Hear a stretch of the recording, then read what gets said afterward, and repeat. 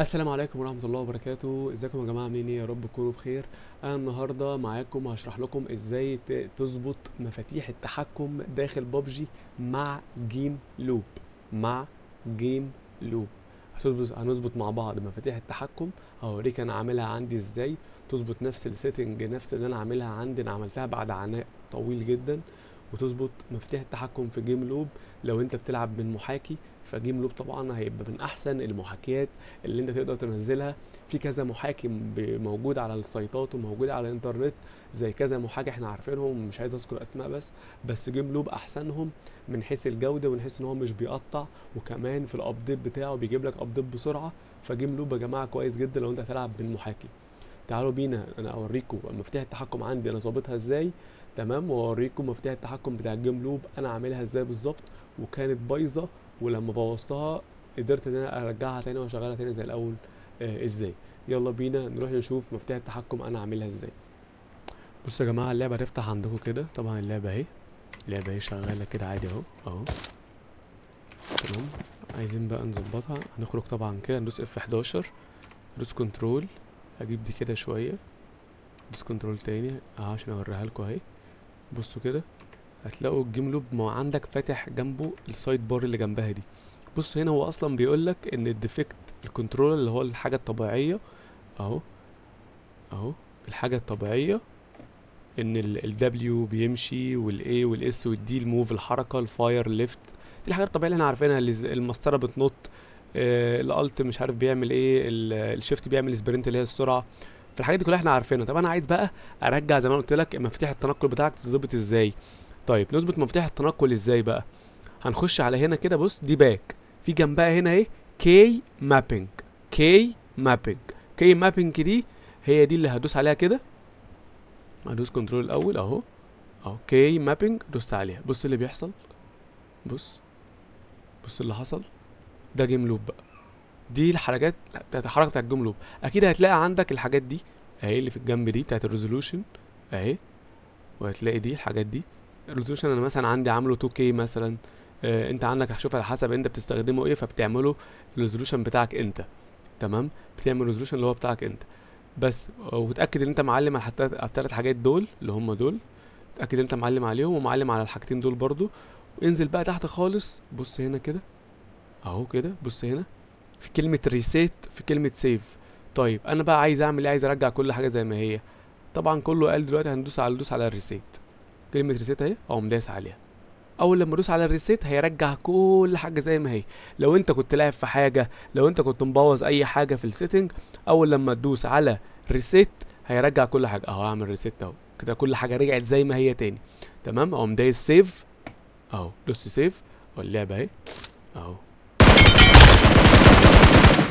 كل حاجه رجعت زي ما هي. عايز اكبر اللعبه تاني اهو. مثلا نجيب السلاح الاول، دوس رقم واحد. بص كل حاجه زي ما هي في الكيبورد اهو مثلا اهو، كل حاجه زي ما هي. تمام. ده لو انت طبعا عامل الاعدادات اللي هي العاديه خالص. انت بقى عندك كيبورد جيمنج. كيبورد الجيمنج طبعا ايه اللي هو زي ده كده يا جماعه. كيبورد الجيمنج بيكون اساسا مكتوب عليه رموز وحاجات خاصه باللعبه. بلاش لو انت ما عندكش يا عم كيبورد جيمنج. لو انت كده كده ما عندكش كيبورد جيمنج بس انت متعود على الحاجات بتاعت الكيبورد العاديه اللي هي الدبليو والاس والمسطره ومش عارف ايه والحاجات دي كلها، وعايز تظبطها زي ما قلت لك. تاني حاجه هنفتح اللعبه اهو، هندوس على الخروج، مفتاح التحكم. انا كده كده بكون عاملها دي اللي هي اول حاجه. دوس على تخصيص، هيدخلك جوه. تمام. لو انت في حاجات لاعب فيها، في حاجات انت مغيرها، اهم حاجه ترجعها اعاده بدء. لما تعمل اعاده بدء او تظبطها، اي حاجه هتظبطها هنا ما تنساش تروح تظبطها على جيم لوب. يا اما تعمل زي ما انا عامل. انا بالنسبه لي عشان بلعب من على محاكي، فكده كده بالنسبه لي متعود على الحاجات دي، فدوست اعاده بدء اهو. اعاده بدء بدوس عليها مثلا، بس انا مش عايز اظبطها تاني عشان هفضل اظبطها فيها تاني. بتدوس عليها، بعد كده بتدوس حفظ. بعد ما تدوس حفظ بتظبط تلقائي مع حاجات بتاع الجيم لوب. يعني انا عملت اهو. تمام كده كل حاجه متظبطه. طب انا في حاجه مثلا تريكات معينه عايز اظبطها، بقوم دايس مثلا مكبر الشاشه تاني اهو، وجايب كي مابينج اهي، ادوس عليها اهو. اعمل كده شويه، مثلا دي مزحزحه شويه، اقوم جايبها كده. عايز تغيرها خالص، عايز تغير الار يا عم، عايز تخلي حاجه تانية بتاعتك، هتدوس عليه كليك وهتغيره.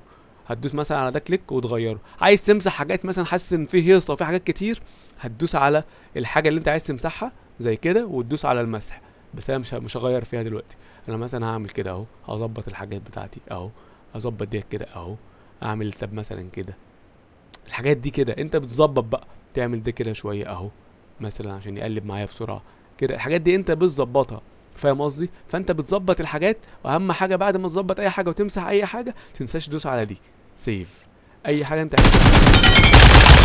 هنا كده اهو. كده اللعبه شغاله معايا زي الفل. ادوس على السلاح التاني اهو اهو، كل حاجه متظبطه معايا.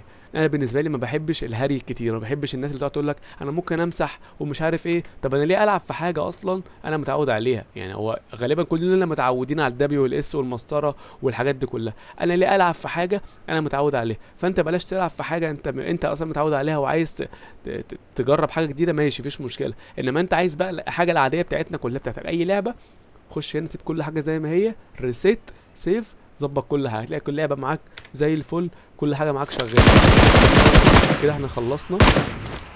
يا رب لو انا قدرت ان انا افيدك، ما تبخلش عليا باللايك، ولو انت مش مشترك عندي في القناه اشترك عندي في القناه بسرعه عشان في فيديوهات تانية كتير تخص بابجي وتخص الحساسيه. هنزل فيديو خاص بالحساسيه الفتره اللي جايه.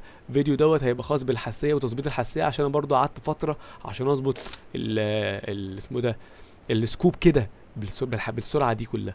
فهنزل لكم فيديو خاص بالحساسيه. لو انت مش مشترك معايا في القناه اشترك في القناه عشان يوصل لك كل الفيديوهات الجديده. ولو انت عايز فيديوهات معينه انزل اكتب لي تحت في الكومنتات. لو انت في تعليق معين، حاجه انت مش فاهمها او حاجه عايز تعرفها، برضو اكتب لي تحت في الكومنتات وانا هعمل لك اي حاجه انت عايزها. اكتب لي بس اي حاجه في الكومنتات، ما تبخلش عليا باللايك، وما تنساش تشترك في القناه.